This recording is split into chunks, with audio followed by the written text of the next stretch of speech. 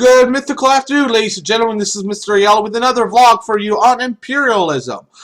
Please make sure you are writing notes and you're listening as we go through this vlog. There will not be a question for the doobly-doo at the end of this vlog, but there will be a pop quiz that may show up in class. So please make sure you view this as many times as you need so that you can be successful during this unit. So our things to know or objectives that we're going to look at throughout this unit are: what is imperialism? What forces caused European imperialism?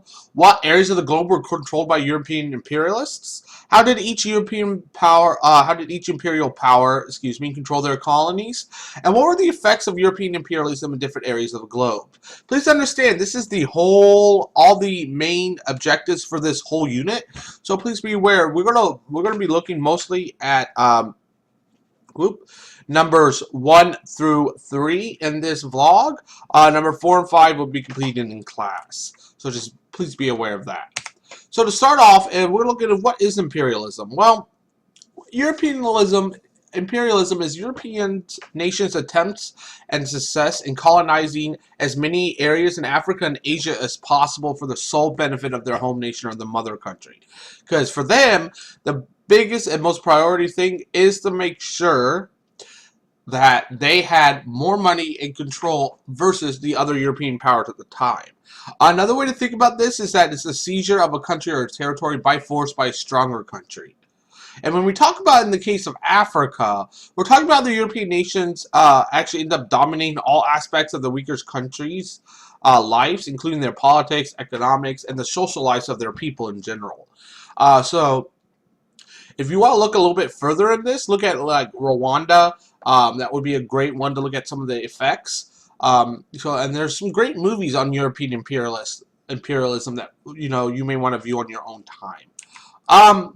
Then we have these forces behind imperialism, your causes. So the first thing is competition for colonies in Europe. So because all of these European nations are competing for each other, not only in Europe, but they're also competing across the globe. And these new technologies from industrialization made it so it was easier for them to conquer, and they needed more natural resources, things like rubber, iron ore, and coal. Also, they had this idea of European belief in European superiority. So the Europeans had a very racist view, and they like to use the idea of social Darwinism, which would become a scientific theory at this time, but would later be debunked. So this is the idea that since the Europeans are more politically and culturally developed than non-European nations, that they should be in control of everyone else. Sometimes they call this the white man's burden. It really depends on who you're talking about to, and so just be aware that that's going to be a major factor in pushing through this. And they were able to keep this control because they could use local rivalries to keep the countries that they controlled from becoming a united front and actually fighting against European powers. So just like what they did in North America with, during the French and Indian War, you had the Iroquois on one side for the British, and then you had other Native Americans on the sides of the French, and they would fight. And really, who ends up losing? Well, it was the French who lose all power, but in the long run, it's really the Native Americans because they lose their ability to become united and actually fight against those who wanted to take their land. So from there, we're going to look at a little bit of areas of control. So first of all, Africa, we call this the Scramble of Africa, and many nations in Europe wanted Africa because of its natural resources. It's still, in modern times, lots of people have been investing monies into the African economies because of the natural resources that they still control. So what happens is in 1884, all the European nations come together in the Berlin conference, because they're scared of war. And their main purpose was to lay down rules for the division of Africa. So these 14 different nations in Europe, who, by the way, don't vote any African rulers or nations, to actually say, okay, you can have this part of Africa, you can have this part of Africa, and to help try to reduce the tensions, to reduce a large-scale war in Europe. So when we look at Africa in 1835, so we look right over here, we definitely, we have the Ottoman Empire, all in this area.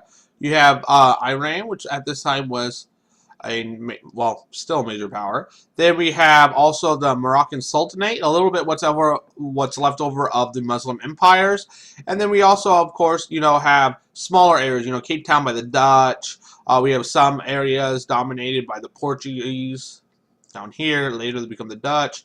You also have the French in different areas.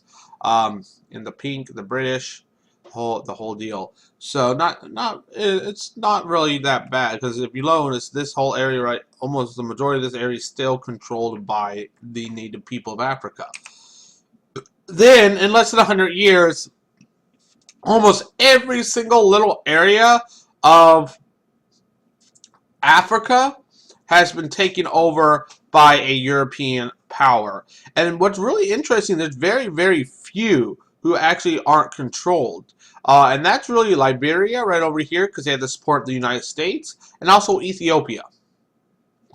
Only two real major nations who are able to fight against the imperialist powers and be able to not have that control, or have their own control, my bad. So from there, more areas of control. So the Muslim lands, so this is the Middle East. So the Ottomans started losing power because they overextended. And that's one of the things you got to recognize, is that when a nation state or a country gets too big in a geographic region for them to be able to control, the outer regions are going to start falling away, because it's harder to control those areas and the people who live there, because they're, further out away from the centralized power. And so what happens, the Europeans started coming and taking land because of its geopolitical position.